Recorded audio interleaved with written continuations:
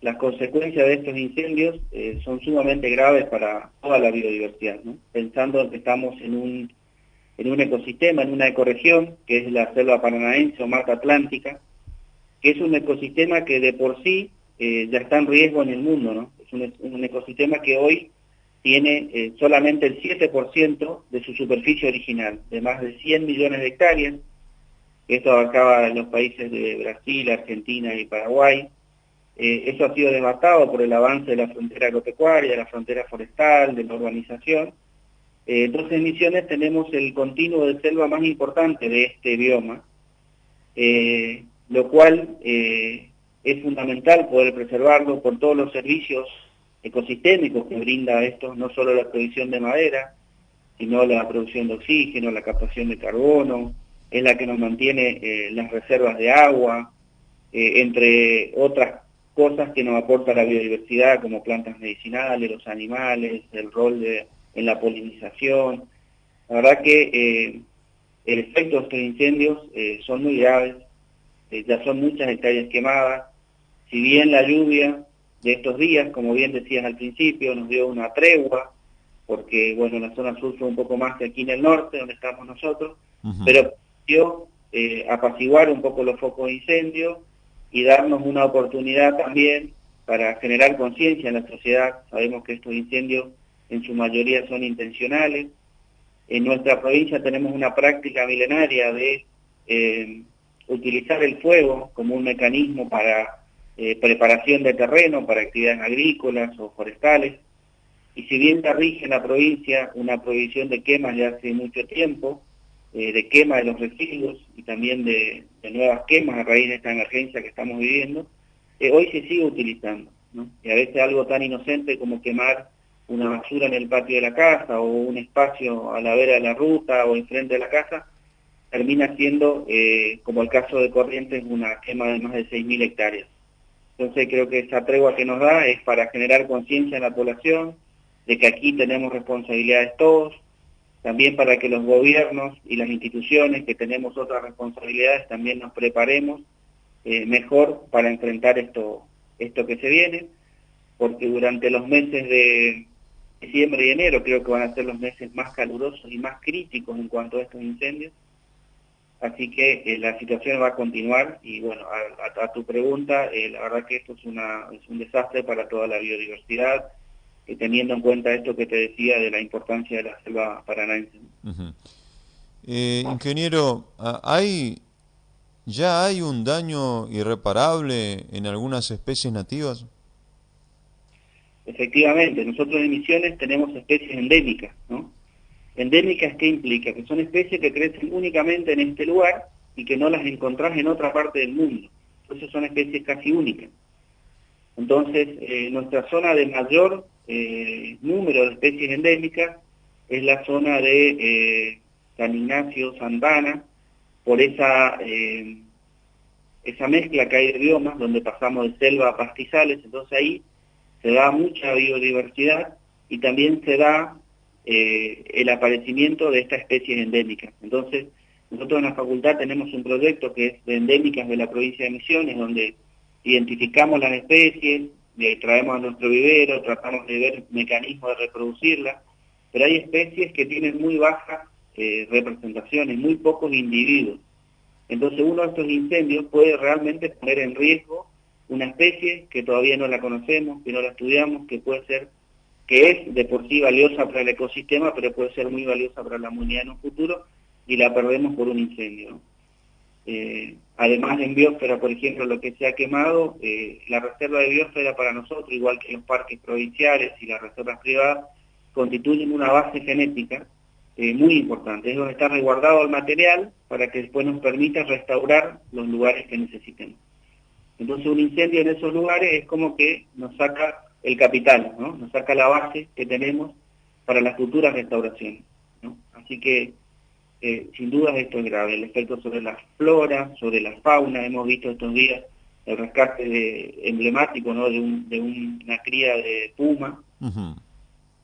Así como esa cría de puma, deben haber cientos de animales que han quedado en su incendio, de microfauna, de hongos, de bacterias, que todos cumplen un rol en un ecosistema en equilibrio que nos brinda el clima y lo que tenemos nosotros, no solo para nosotros, sino para el mundo.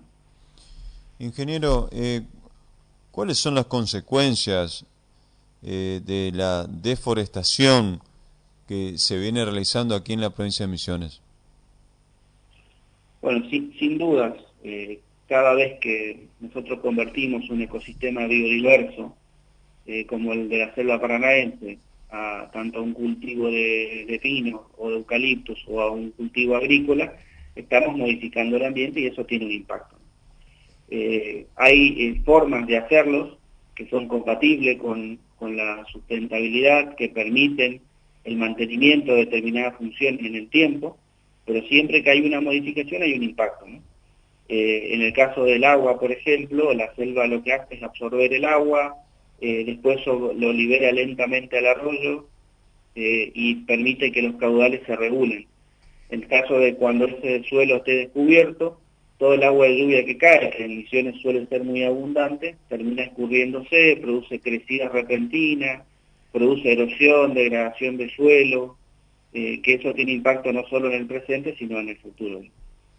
Por eso es fundamental pensar los modelos de desarrollo, definir, bueno, la provincia tiene un programa de ordenamiento territorial, definir las zonas que pueden ser convertidas, las zonas que no, cómo debe ser el manejo de ese suelo. Estamos en un ecosistema muy frágil, donde las prácticas culturales deben ser pensadas y diferentes a lo que es la zona de la pampa húmeda, donde tienen otras condiciones climáticas. Entonces, creo que la agroecología, el manejo sustentable de los recursos naturales, las plantaciones forestales compatibles, cuidadas, manejadas, para conservar la biodiversidad, son el camino que debemos seguir para poder sostener las dos cosas, ¿no? La conservación y los servicios ecosistémicos, y por otro lado, la demanda creciente de madera y de productos alimenticios que también hay que atender. Uh-huh.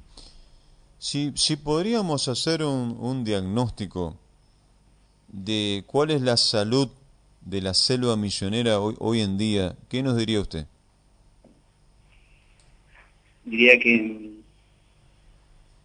bueno, que es fundamental mantener la continuidad de los ecosistemas, ¿no? La fragmentación de selva en el tiempo va produciendo un deterioro genético y la pérdida de determinadas especies o la mayor distribución de unas en detrimento de otras. Creo que la salud de nuestra selva hoy está en crisis. Tenemos por suerte un sistema de áreas naturales protegidas muy importantes. Son más de 700.000 hectáreas bajo áreas protegidas. Eso es un lugar de conservación muy importante. Todavía quedan otras tantas bajo manejo, unas 700.000 hectáreas que se hace aprovechamiento maderero, pero el bosque sigue manteniéndose en pie. Eso sigue siendo importante, pero es urgente intervenir y trabajar en programas de restauración de bosques, en el mantenimiento. Hay que pensarlo como servicios ecosistémicos, no como madera o como productor de un bien. Así que yo creo que está en un estado complejo, crítico, pero que todavía a raíz de las políticas que se vienen implementando en conservación, estamos a tiempo de restaurarla y mantener la conectividad para que eso se mantenga en el futuro. Uh-huh. Bueno, usted es un especialista en la materia. Nosotros estamos aprendiendo, escuchándolo, pero para el vecino común de Candelaria, me incluyo yo también, de Candelaria, de Garupá, de Profundidad, de Cerro Corá, que nos está escuchando ahora, si usted nos puede explicar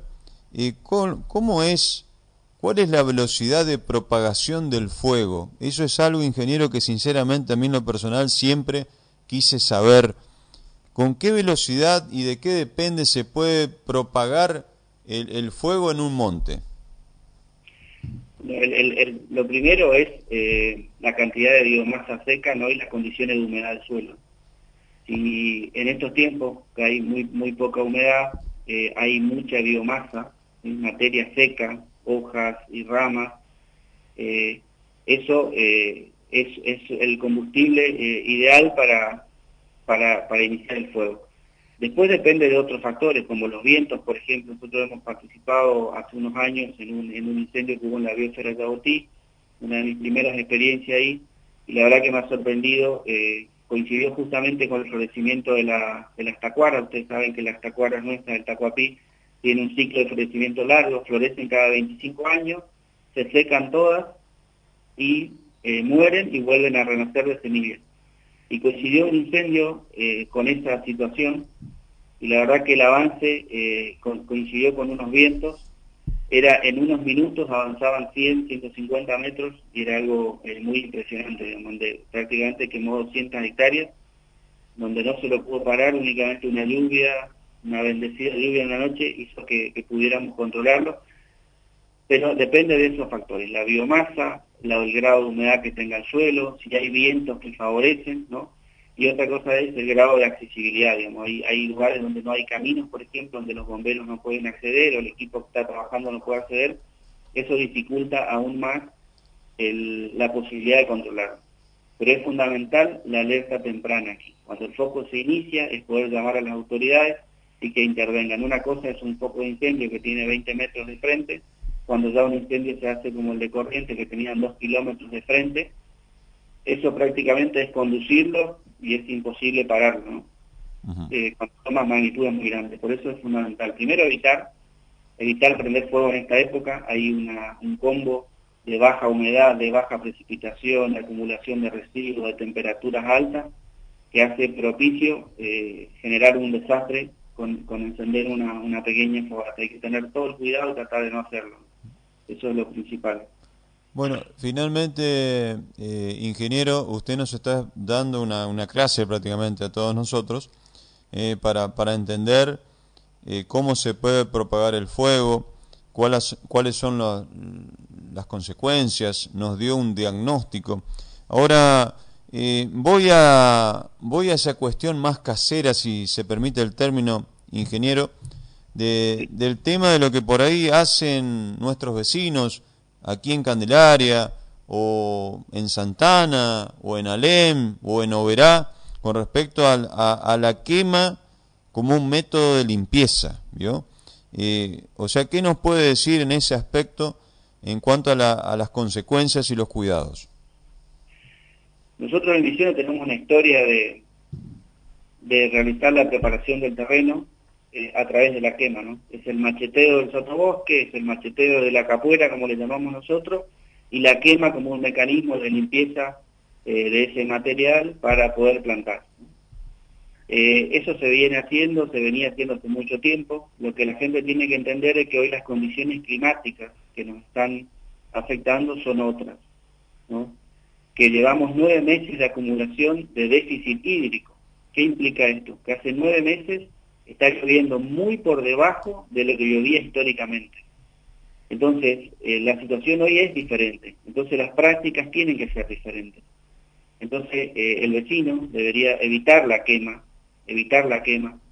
En el caso de que lo estén realizando, entonces hay que quitar todos los residuos mayores de ese lugar, hay que apilarlos en otro sector, evitar que eso se prenda y tratar de trabajar con otro mecanismo de preparación del suelo. ¿Sí? Los vecinos saben los horarios, los días, sé que manejan técnicas de quema, pero tienen que entender que hoy las condiciones que nos están afectando son diferentes y que también las consecuencias de esto es muy grave. Algo que puede ser una pequeña media hectárea que el vecino quiera preparar para plantar la mandioca o el maíz, hoy puede terminar siendo 400, 500, 600 hectáreas de quema con daños al ambiente y con daños económicos irreparables.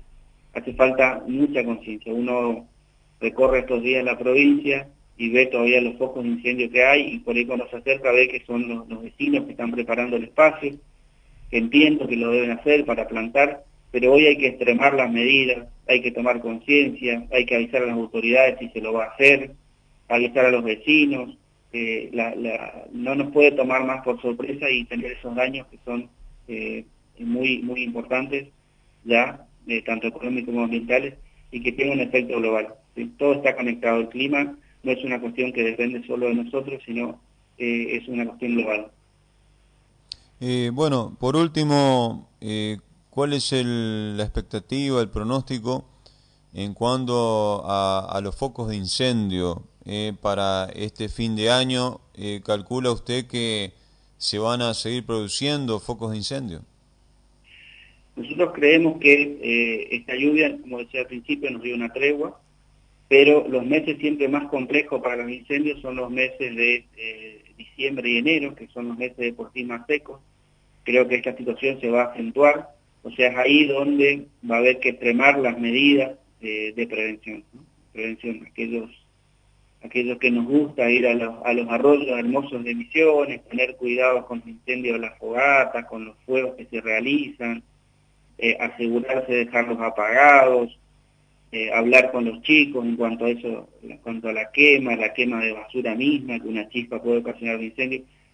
Creo que la vamos a pasar bien si tomamos conciencia, todos los ciudadanos como ciudadanos, y por supuesto las autoridades que nos tienen que acompañar, prever en el armado de equipos, de equipamientos y de intervención temprana en el caso de que ocurran incendios. Así que creo que la población tiene que estar en alerta, van a ser graves los meses de diciembre y enero, pero que si tomamos el cuidado y la conciencia, que sé que los misioneros valoramos y apreciamos nuestros recursos naturales, que